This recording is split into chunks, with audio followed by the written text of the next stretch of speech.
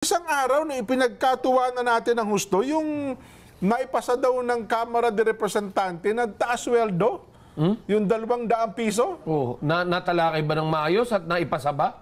Nagsinidye na. Ang malungkot na pangyayari, Kuya Benny, Kuya Nelson at mga kababayan, ng lahat po ng mga magagawang umaasa, hindi po lumusot. Nako po. Ang buong plenaryo pa naman ng Kamara. Nakita mo, nagpalakpakan, di ba? Yehey! Pasado na! 200 pesos. At nung ating Binox Populi, para sa ating mga kababayan, ay mukhang nagkatotoo ang resulta ng ating Vox Populi. Ano nangyari? Pinaasa lang tayo. Nako po. Ito po ang nangyari, mga kababayan. Doon ho sa balita, may kinalaman po sa wage increase. Hindi po nakabuo ang Senado at ang Kamara de Representante ng compromise kaugnay sa hindi magkatugmang bersyon ng kanilang panukalang batas ukol po sa legislated wage hike. Alam mo naman tayong mga Pilipino, ay mukhang alipin tayo ng sweldo kinsenas katapusan. Mukhang hindi tayo makakawala dito sapagkat marami tayong mga empleyado ang ito pa rin ang ating inaasahan. Bakit nga ba? 200 piso kasi sinusulong na wage hike sa Kamara. Pero sa Senado po naman, 100 piso. Wala pong naratipikahan na panukala para dito sa plenary session ng Senado kagabi. Ayun.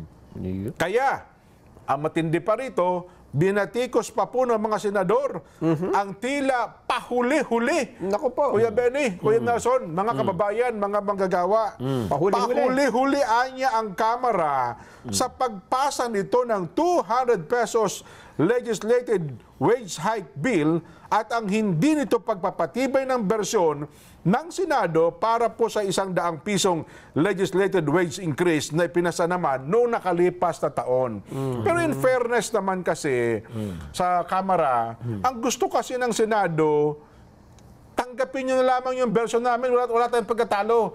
Parang ganun ata ang ini-o-offer ng Senado Ni Senator Joel Villanueva. Yes, laging ganyan pagka tinanggap na ninyo 100, wag i-atras nyo na yung 200, lahat tayo 100 piso. Kasi sabi ng Senador Joel, pag pinasa nyo yung 200 piso, ibibito lang ng Pangulo yan Kasi masyado mataas. Masyado mataas niya.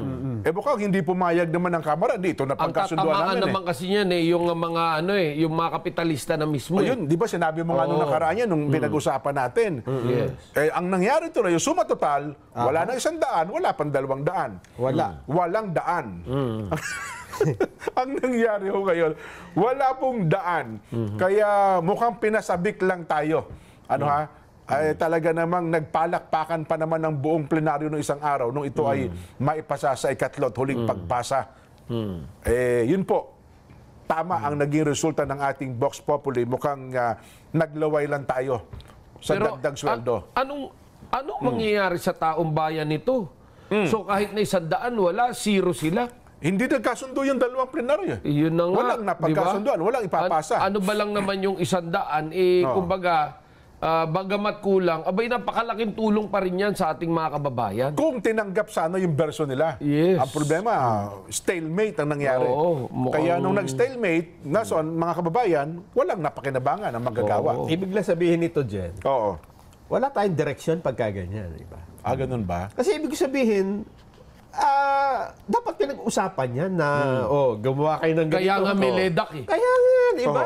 Sa LEDAC pinag-uusapan kung yan. Kung nagkaroon kayo ng kanya-kanyang direksyon na magkakaiba, ibig sabihin wala tayong talagang, walang tumitimon. Walang nagmamando. Walang magmamando. Kasi yan kapakanan ng mga mamamayan Dapat yan, number one, na meron nagsasabi. Priority dapat na merong taga-tambol dyan. Di ba? Tama. Kung Dragon Ball kasi may taga-tambol, kung kakaliwa kayo, kakanan diretso di ba? Ang problema, di ba kahapon binasa natin yung balita sa pamamagitan ng tagapagsalita ng Kamara, si Ma'am Abante, na isinumiti na raw nila ang hinahanap ng Senado. Ang problema naman, sabi ng Senado, isinumiti niyo huli na.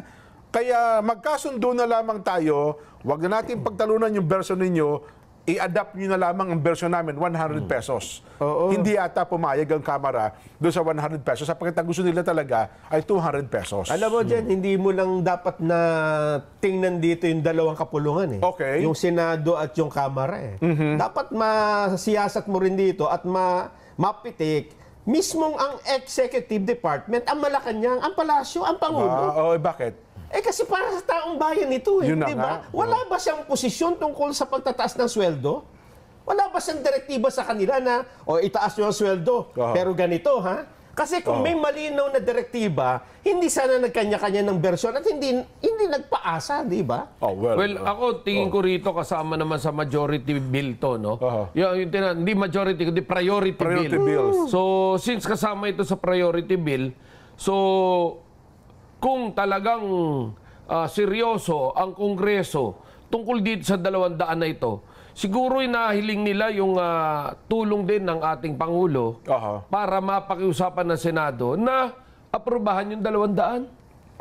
Diba? Well, ang sabi At kung seryoso din naman ang Senado na ipasa yung 100 nila, abay pwede rin naman sila humingi ng tulong sa Pangulo at baka naman pwedeng mabulungan ng Kongreso ng magkaisa na.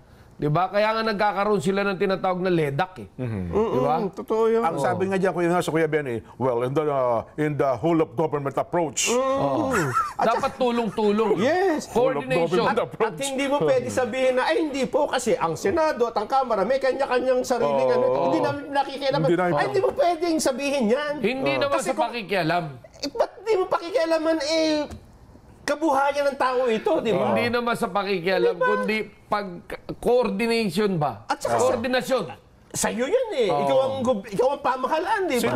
Sino ba ang PLLO ngayon? PLLO, Secretary? Hindi ko kilala eh. Hindi na ba? Bago Dapat eh. trabaho Bago ng PLLO PLLO yan. natin eh.